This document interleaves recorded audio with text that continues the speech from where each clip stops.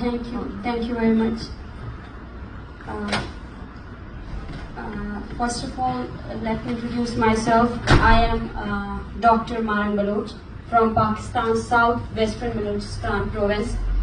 I am very delighted and honored to be around some courageous and diverse voices today.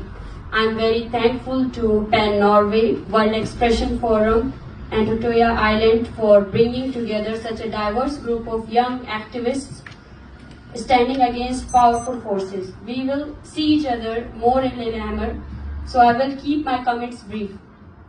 I lead a peaceful rights movement from the platform Baloch Solidarity Committee in Balochstan, from a corner of the world that remains unknown to the outside world. The area I belong to has been reeling from violence and insurgencies for the last 7 decades. During these last 2 decades, in the name of counter-insurgency, operations and peace, a large number of young men, mostly students, engineers, doctors, political activists and journalists have been forcibly disappeared by Pakistani security agencies. I expect many of you don't know what enforced disappearance is.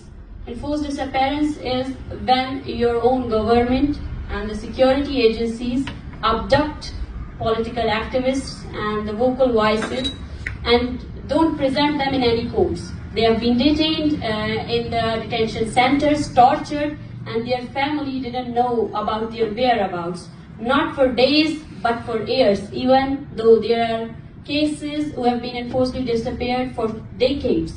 And the family didn't know that their beloved ones are alive or dead. So that's mean definition of enforced disappearances. And it's been illegal in, you can say, in any state. And in UN Human Rights Forum, it's been illegal. But still till today, it's been practiced by the fascist states, by the oppressor states like Pakistan. During these last 2 decades, in the name of counter-insurgency, operations and peace, many of our assets have been forcibly disappeared, and then their mutilated bodies were found in Balochstan. They were being killed in detention centers.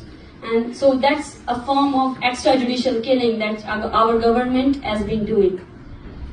Unfortunately, the exact number of disappeared is unknown, as the state has not allowed international groups such as the United Nations or Amnesty International to investigate the nature of this human tragedy.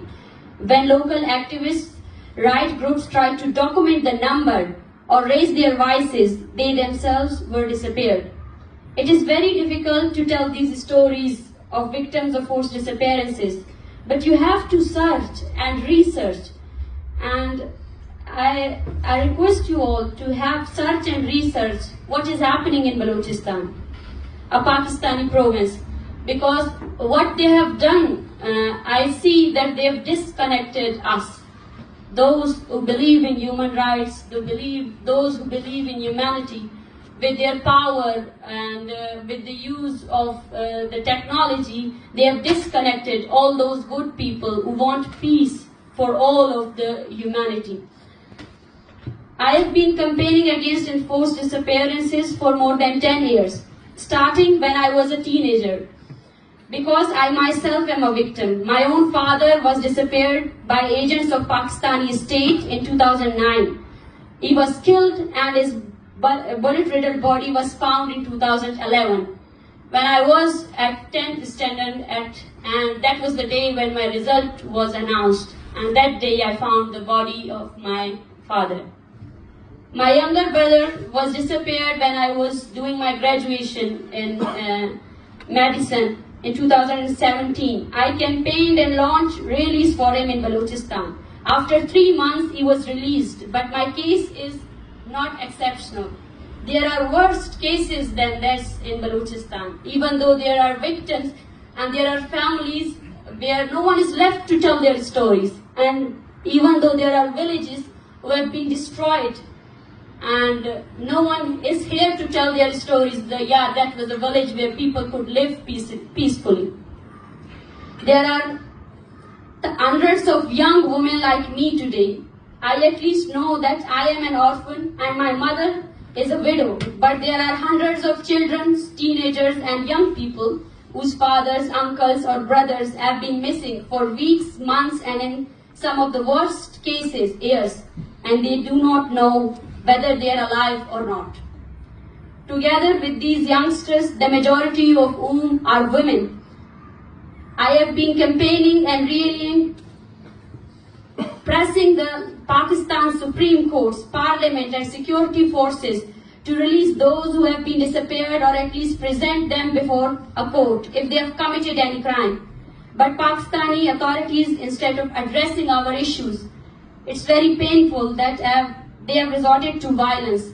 I marched more than 1,600 kilometers in December for over a month and arrived in Islamabad, the capital city of Pakistan, on a cold evening with children and women. We were beaten, charged, humiliated and tortured by police. The controlled media was used to run a malicious campaign against us. On social media, we were abused and trolled by state-backed accounts.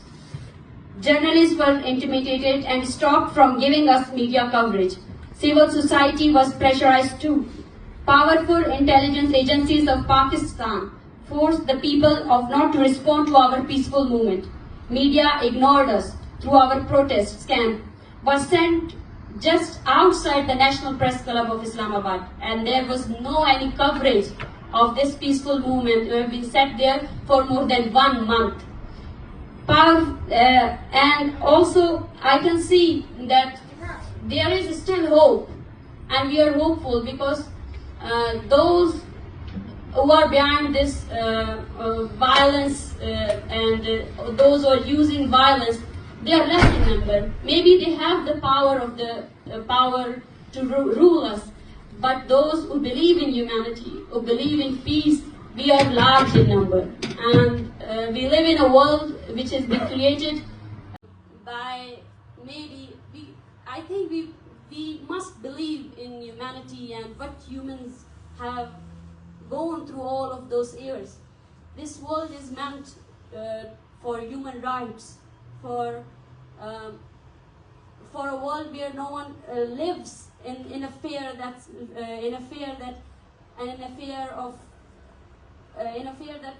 they don't deserve to be lived, and in a fear that their lives decisions were taken by those who ruled them and also who used violence against them.